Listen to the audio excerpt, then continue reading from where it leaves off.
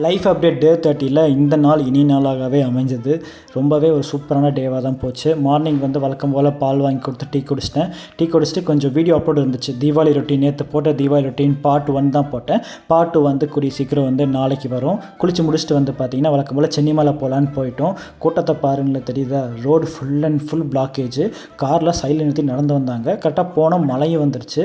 அப்படியே அடித்து பிடிச்சிட்டு உள்ளே போனால் பார்த்தா க்யூவை பாருங்களேன்.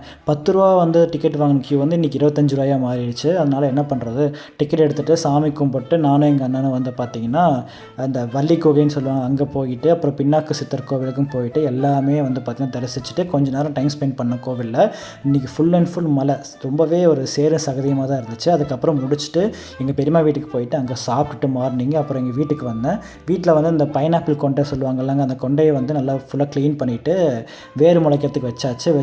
அதுக்கப்புறம் சாப்பிட்டுட்டு கொஞ்சம் என் ஃப்ரெண்டு மானிட்டர் வாங்கணுன்னா அவனுக்கு கொஞ்சம் ஹெல்ப் பண்ணிவிட்டு சாம்சங் இதெல்லாம் வாங்கிட்டு ஹெல்ப் பண்ணிவிட்டு வீட்டில் பனானா இருந்துச்சு, நேந்திரம் பழம் சாப்பிட்டு ஜிம்முக்கு கிளம்பியாச்சுங்க.